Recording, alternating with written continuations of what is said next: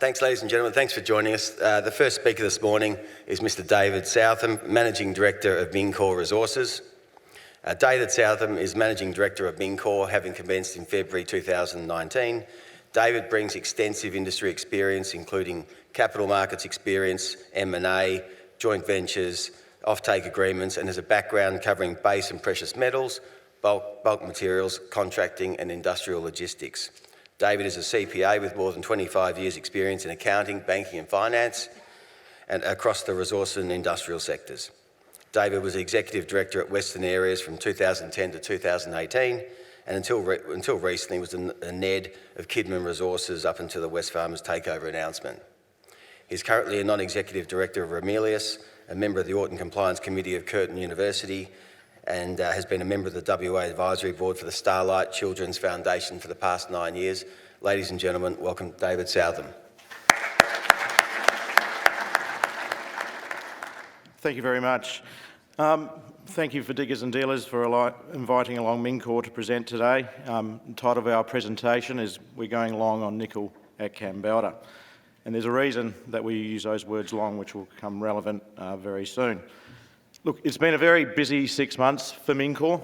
In that 6 months, we signed a term sheet with BHP Nickel West and on Monday announced a long-form offtake agreement with the world's largest miner who has again fallen in love with nickel. We've also upgraded our Cassini resource, and that's a brand new discovery, which I'll talk about. We've purchased the Long operation from our friends and shareholders at Independence Group. We've completed a capital raise, and I was on an incentive to mention Euroz, Bell Potter and Petra. And also, we've now commenced a DFS. So what I want to give today is 5 reasons why you should back Mincor.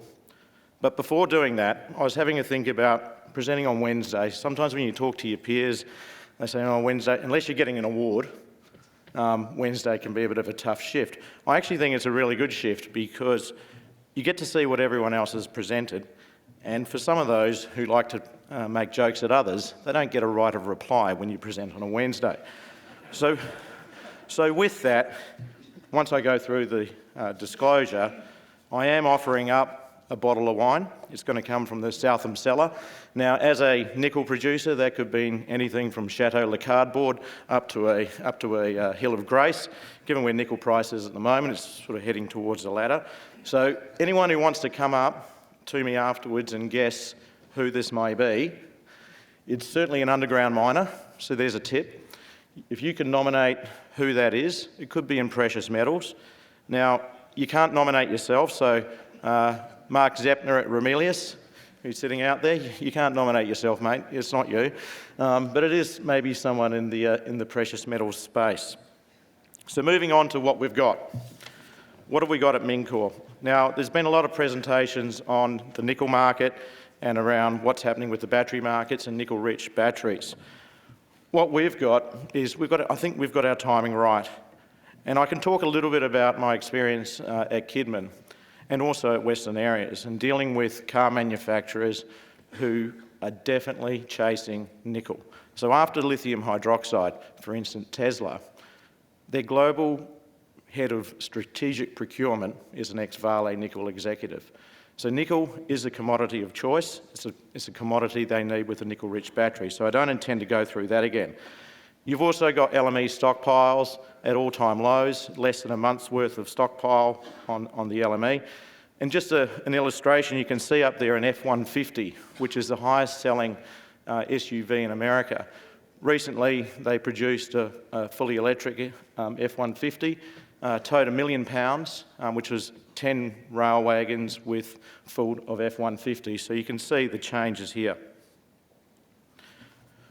Moving on to number 2, as in terms of the 5 reasons. We've got a high resource base, and I'll try and not use too many tier one hyperbole, but it is a tier 1 location because if you think about Kambalda, it's the 3rd most prolific nickel belt in the world. 1.6 million tonnes produced of nickel in that region, and we've secured most of the basal contact, especially in the Kambalda Dome, the northern Kambalda Dome, but also in the Widgie Dome. We've got a mineral resource at 161 tonnes of contained nickel. We will shortly update that mineral resource later this month. We have a brand new discovery, which I'll also talk about, which has already been announced to the market. But one thing that I didn't realise when I joined Mincor, that over the last 20 years since Western Mining sold or divested those nickel mines, only $12 million has been spent on greenfields exploration, which amazed me. Most of it's been spent on brownfields and mine extension. So certainly we think we're in the right belt. And for those geologists out there, you can see a nice little nickel massive sulphide intersection of 15.9% nickel. And so that's pretty special. Moving on to the next. We have a Tier 1, again I've used it, that's the last time you'll hear Tier 1, in terms of an offtake partner who is absolutely committed to nickel. And I'll also explain as to why we're quite integral to BHP Nickel West. We've signed a long-term agreement. It'll go out to December 2025. I can't talk about the terms of the agreement, but having been involved in securing a number of offtakes over my career, we at Mincor are very happy with the outcome. And I've put up a few newspaper clippings, and for there's a respected journalist in our wings, Mr. Barry Fitzgerald, one of the doyens of the industry. I really appreciated his quote there under the corporate news, where he talked about BHP has announced nickel as a core business and they are seeking more nickel sulphide resources. And guess what Mincor has? And guess where Mincor is located? So I think that shows you that we're in the right spot, hopefully at the right time. And 3A, this is really just to give you an idea as to where we fit in. Now, this is my own depiction. I haven't got approval from BHP to put this up, so I'll probably get myself into trouble, but I think I've used the right logo. But basically, there are 3 concentrators.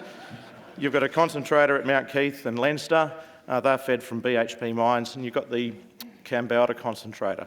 We will be the principal, if only, the only feed source into that concentrator.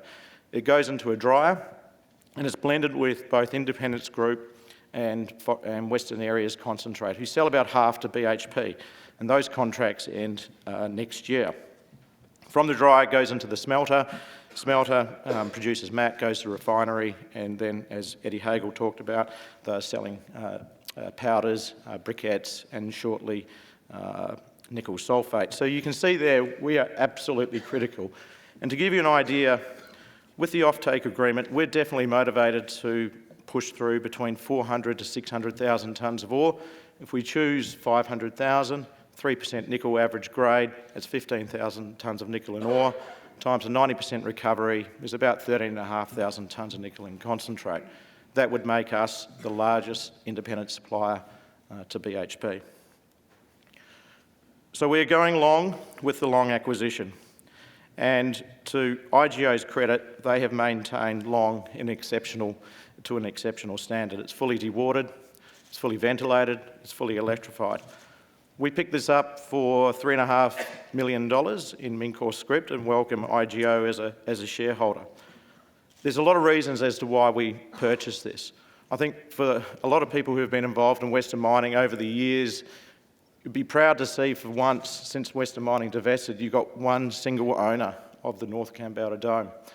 And these two companies, prior to my time and many years ago, looked at ways to work together. But I think, like typical CEOs, one thinks they're screwing the other, and so they never do a deal. Now it's under one ownership, and we get to explore along that dome where opportunities have been laid to rest. We also think that there are some nickel, which will suit Mincor's side, but it's probably subscale for Independence Group with their Nova acquisition.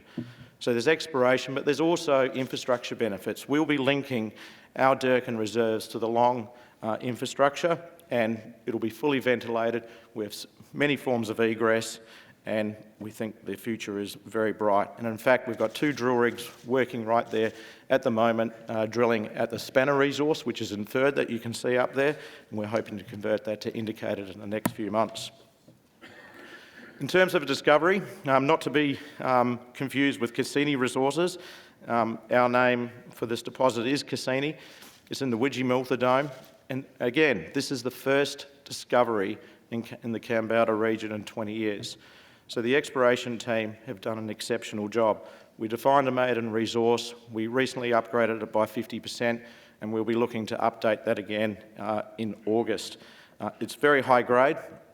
There's intersections of 7 metres at 11.5% nickel, and if you're a nickel geologist, that's certainly what gets you up in the morning. We'll be looking to announce a maiden ore reserve later this year when we put out the DFS. But given that successful raise that I talked about earlier, we're looking to spend money on capital. When you look at the nickel price, it moves quickly. The price that we're using in our DFS is actually lower than today's spot. So before I came up, I had a look at stockpiles, 142,000 tonnes. The Australian dollar per pound price has actually hit $10 a pound. So hopefully, again, we are getting our timing right. And so we'll spend money on a box cut, we'll start the decline, and we're off and running. So we have an integrated mine restart plan well underway. Just recently, we sent out the tender documents with a full contract for underground mining contracting at both the Long, the Mincor assets, also adjacent to Long, and at Cassini. And so we'll be getting that data through, and that will feed into our DFS. And probably the startup mines will be Cassini as a brand new one, as probably the principal restart, along with Durkin North, Long, but there are many other opportunities for us to reopen other mines that are being put on care and maintenance. And remember, the Kambalda concentrator is designed for Kambalda ore.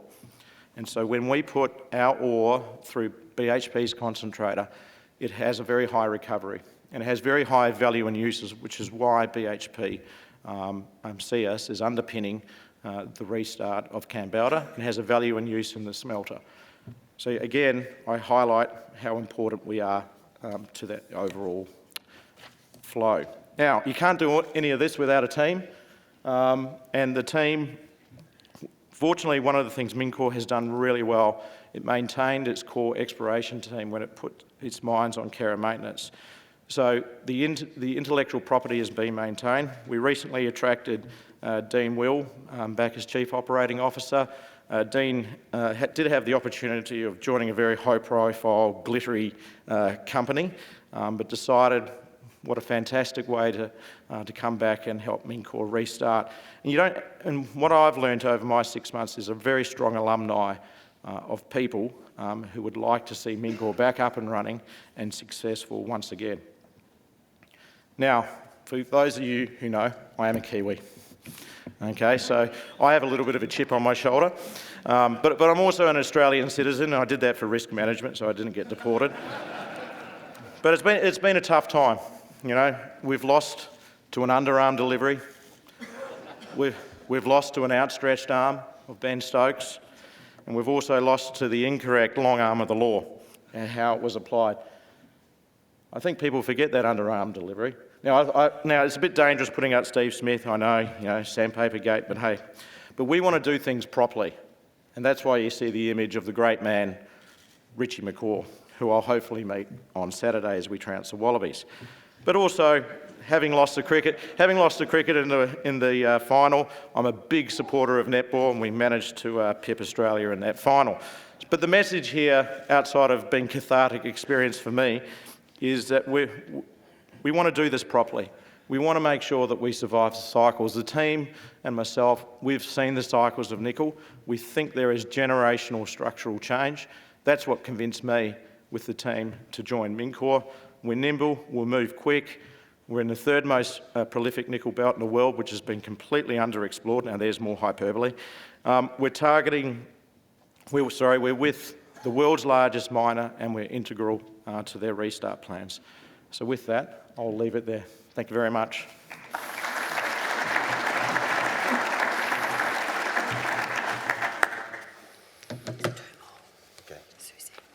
Okay, thanks. Are there any questions for David this morning out of the audience?